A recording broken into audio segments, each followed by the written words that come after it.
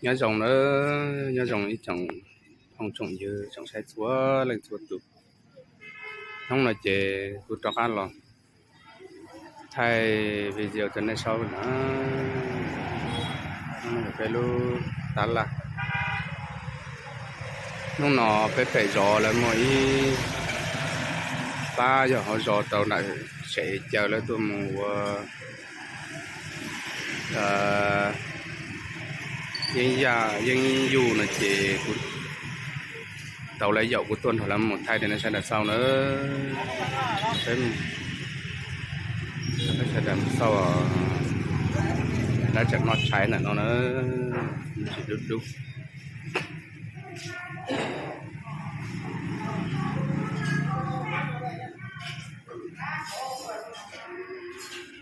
ít ba hạt chẳng nó cháy nó thế nó chật cháu gì hay một chó nữa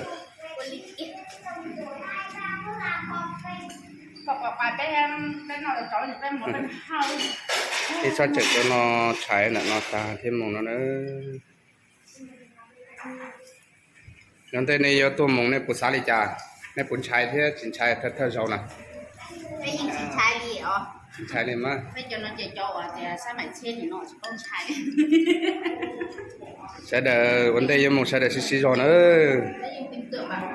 xí rồi sản tiền của bên mông một lần về thế à của bên mông thêm một lần về rồi đủ thế à cái này sẽ đợi họ chạy chọc thế à chọc đi không dừa chậu bên nó chạy tại bên thêm một tỏ để vấn đề một chuyện này sẽ đợi họ phải chậu bên thế nữa bên nó chạy lại lúc hắn nó của phải nhẹ các cơ thế nữa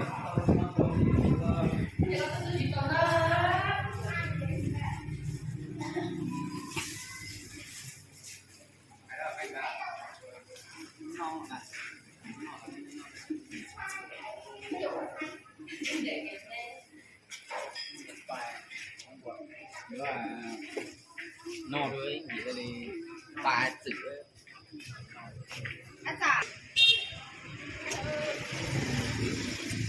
em mua con nghệ thật đấy tôi nói nữa tụi nó tôi là cam gì lại còn này nó chạy nó chè này chỉ tao nó này chẳng có hỏi dân này để mình chỉ này sẽ đào chỉ chậu cái một cái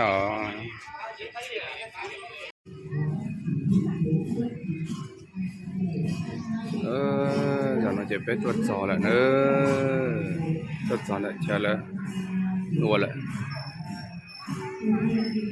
này cứ cho ít trong thời gian này sẽ là bên sau nữa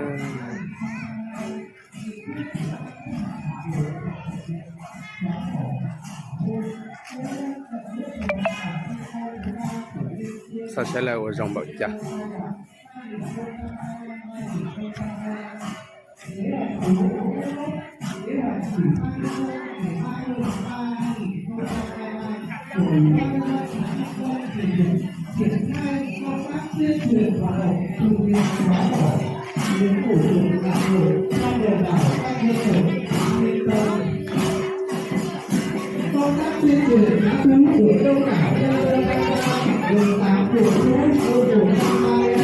ba từ dân ta có mà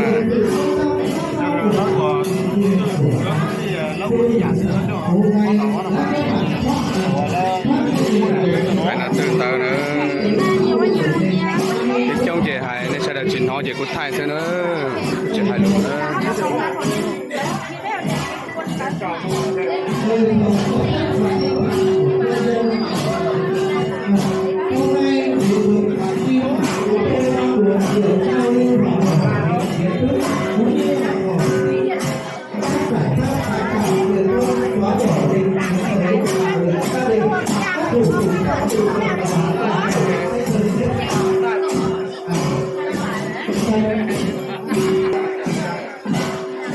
ba thì giờ ba nó nữa ba nó trên tàu ba giờ ba nó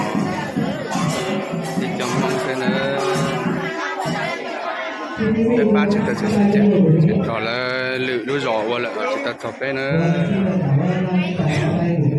sẽ đã họp phát chọn đỏ sai theo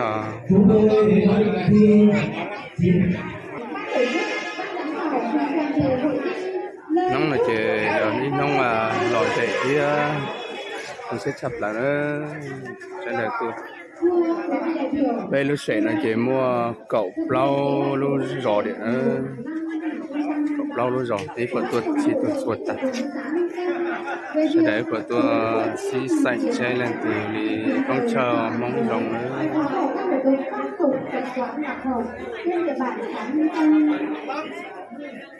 Hôm nay đến với hội thi, cho phép tôi khái quát đặc điểm tình hình của thôn Hùng Thiểm cho nam giới. Chống xa thì nữa. Quan điểm truyền cho rằng nam giới phải là trụ cột gia đình, xóa bỏ tính gia trưởng của nam giới, góp phần xóa đổ bạo lực gia đình, nâng cao điều kiện cho phụ nữ trong công việc, gia đình và xã hội, giảm bớt căng thẳng về tình hy sinh.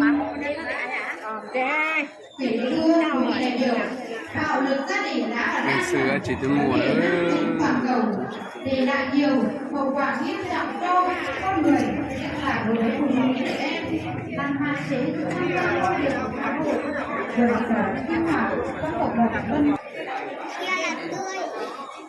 cho nó chỉ tròn có là nó giò về lòng bay nữa.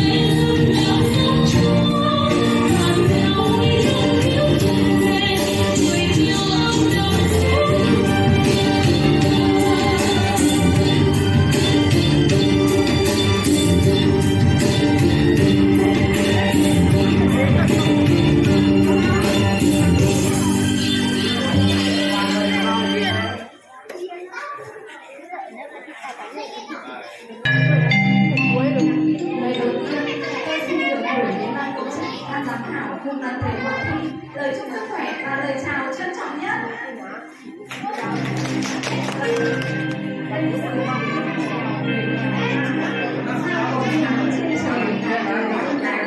Sao đời nay sống nghèo tăm tối, nay đời sống dân nghèo từ lên sáng rồi. Những giai điệu tha thiết giản dị trong bài hát người nghèo ơn đảng không chỉ là tiếng lòng của một dân tộc mà còn là tiếng lòng của chỉ triệu con tim Việt Nam khi hướng về đảng, về công lao của người dẫn đường cho cách mạng Việt Nam. Nhờ có đảng mà cuộc sống của người dân ngày càng được ấm no hạnh phúc. Tuy nhiên, công cuộc xóa đói giảm nghèo vẫn còn vô cùng gian nan. Một trong những nguyên nhân dẫn đến đói nghèo đó là vẫn còn những hủ tục phong tục tập quán lạc hậu. Vẫn còn tồn tại dân tộc họ gia đình để đã thấu hiểu được điều đó và đã quyết tâm truyền cho người dân nhận thức được các hủ tục phong tục tập quán lạc hậu và bài trừ các hủ tục phong tục tập quán lạc hậu. Đã đưa ra chỉ thị nghị quyết như là chỉ thị số 09 ngày 10 tháng 5 năm 2021 của Ban Thường vụ Thành ủy về việc tăng cường sự lãnh đạo của Đảng, chỉ so là bài trừ các hủ tục phong tục tập quán lạc hậu ở đồng bào dân tộc thiểu số trên địa bàn tỉnh Hà Nam và nghị quyết số 27 của Ban chấp hành Đảng bộ tỉnh về việc thực hiện xóa bỏ hủ tục phong tục tập quán lạc hậu, xây dựng nếp sống văn minh trong nhân dân các dân tộc tỉnh Hà Nam giai đoạn 2022-2025 định hướng đến năm 2030.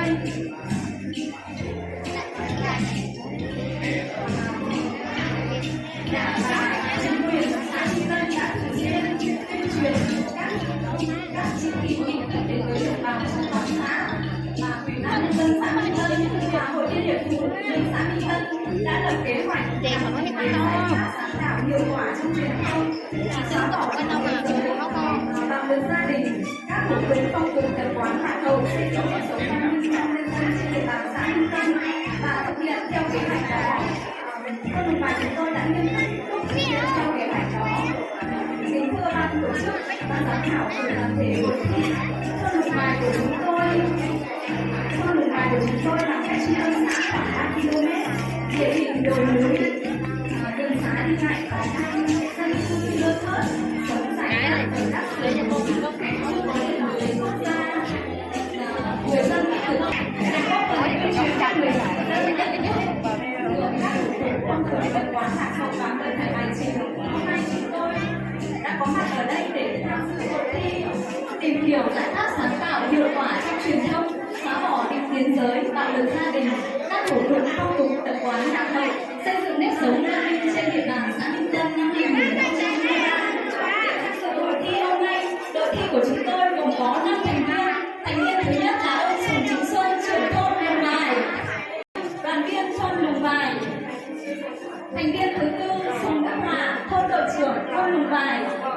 Và thành viên thứ 5 là tôi, Bế Thị Xuân, phụ nữ thôn Lùng Bài.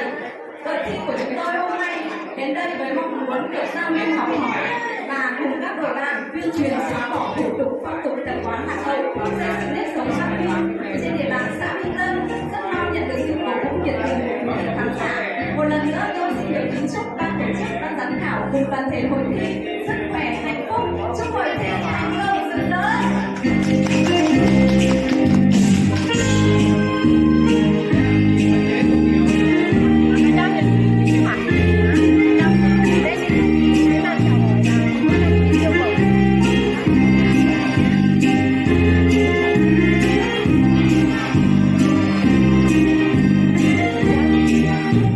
Năm giám khảo của đây có thứ năm.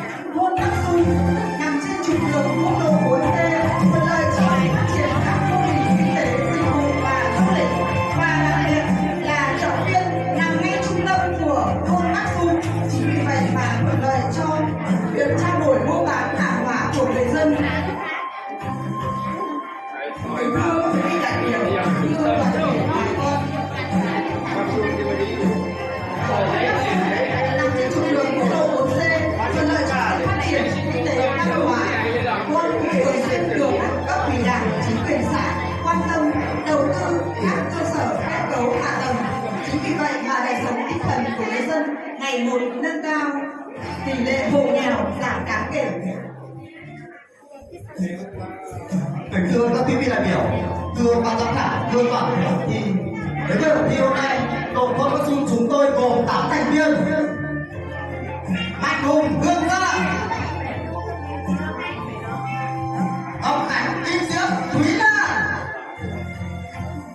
Hồng Nhung, Kim Huệ, Thu Hương. Chung tay chung sức một lòng quyết tâm tuyên truyền chỉ thị đến dân, phong tục tập quán lạc hậu đầy xa. Từ nay hạnh phúc muôn nhà, văn minh hạnh phúc nhà nhà ấm no. Đội Thôn Bắc Xung đến với hội thi hôm nay với tinh thần giao lưu học hỏi và gửi tới hội thi thông điệp: Thôn Bắc Xung quyết tâm xóa bỏ định kiến giới, xóa bỏ bạo lực gia đình, xóa bỏ các thủ tục phong tục tập quán lạc hậu, xây dựng cách sống văn minh. Một lần nữa xin kính chúc các quý vị đại biểu, chúc ban giám khảo, chúc hội thi thành công rực rỡ.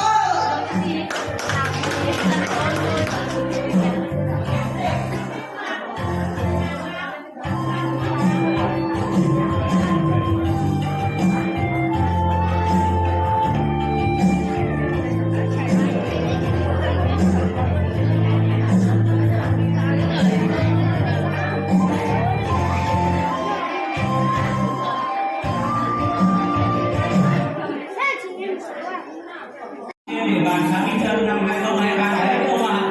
Hay thì vậy cho tôi đi thi với. Tôi đi thi có đông không? Tôi cũng hỏi tân ơn thi. Được, nếu bạn đi thi không phải đi xếp vào đấy mà rồi vì cũng xin cũng đâu đấy. Nếu bạn đi có cô kia đang đứng ở ngoài, bây giờ ông với tôi mời cô ấy vào đây giới thiệu về các thành viên trong đội thi của mình. Ông với tôi ra ngoài thì Chào mọi người đã.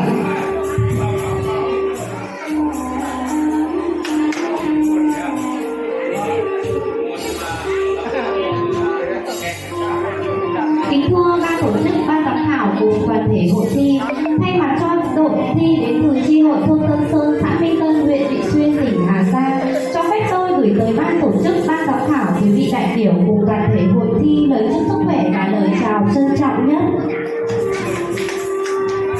Chi đội thôn Tân Sơn nằm ở phía bắc của xã Minh Tân, có đường giao thông thuận lợi đến trung tâm thôn với tổng diện tích tự nhiên là 1035 ha.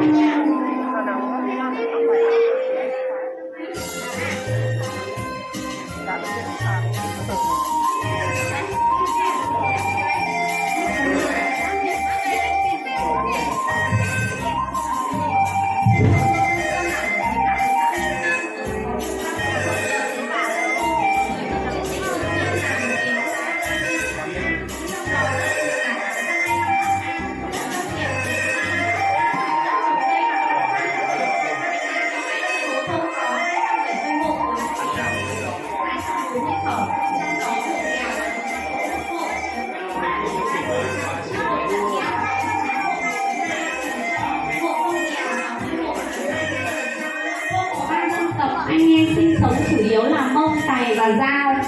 Phía thôn Không làm giáp với thôn của cao nguyên đá Đồng Văn, phía tây giáp thôn Thượng Lâm và thôn Tả.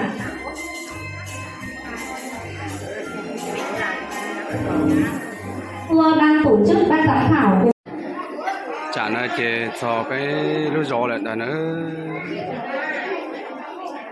ít trồng không nhiều hoàn toàn sai ở sau cái cây lúa gió lại là nó thì nó xuất ra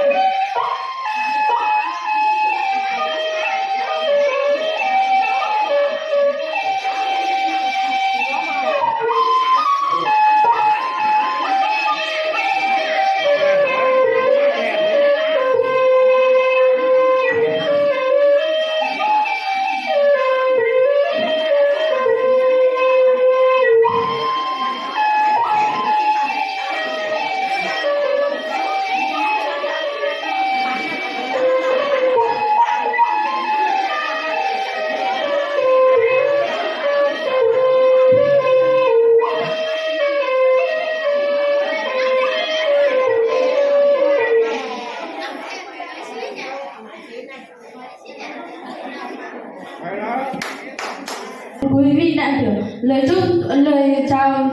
trân trọng nhất. Kính thưa ban tổ chức, ban giám khảo cùng toàn thể hội thi. Thôn Bản Phố là thôn vùng cao kinh tế phát triển chậm, phía đông giáp thôn Vùng Vải, phía nam giáp thôn Bắc Xung, phía tây giáp thôn Tân Sơn, phía bắc giáp xã Quyết Tiến, huyện Quản Bạ.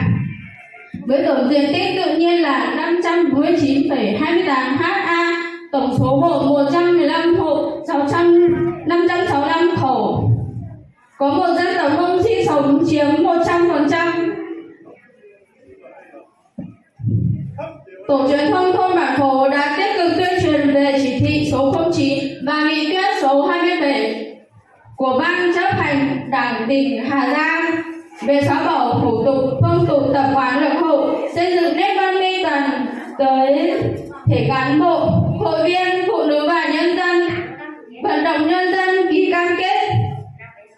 thực hiện bài trừ thủ tục phong tục tập quán lạc hậu trên địa bàn.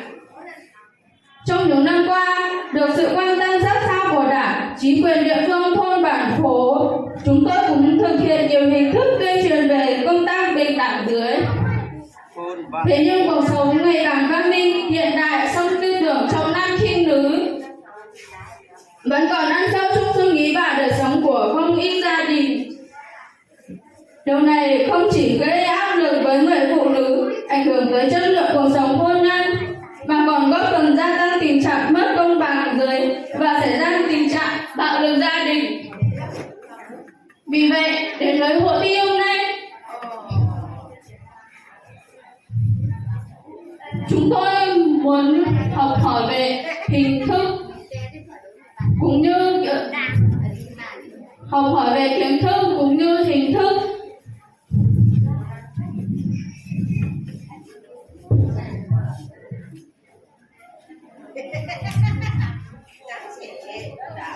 Học hỏi về kiến thức cũng như hình thức tuyên truyền để áp dụng cho thôn mình. Chúng tôi đến với hội thi hôm nay gồm có 5 thành viên. Thành viên thứ nhất, Vương Đức Thắng.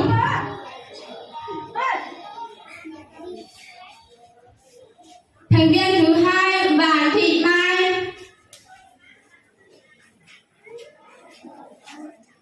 Thành viên thứ ba, Sùng Thị Sinh. Thành viên thứ tư, Giàng Mí Lạnh. Thành viên thứ năm, tôi Sùng Thị Phà, đội trưởng. Hủ tục là phong tục tập quán đã lỗi thời lạc hậu, làm cản trở chỉ phát triển. Lâu nay những hủ tục thường mang màu sắc mê tín đã trở thành vật cản, là gánh nặng truyền thống đối với cộng đồng người, nhất là đồng bào các dân tộc thiểu số. Bình đẳng giới là xóa bỏ phân biệt đối xử, tạo cơ hội như nhau cho nam và nữ trong phát triển kinh tế xã hội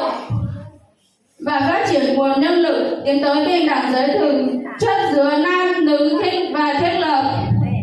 củng cố quan hệ hợp tác, hỗ trợ nam nữ mọi lĩnh vực của đời sống xã hội và gia đình. Một lần nữa xin gửi đến ban tổ chức, ban giám khảo, các vị đại biểu lời chúc sức khỏe và hạnh phúc. Chúc hội thi thành công tốt đẹp. Xin chân thành cảm ơn.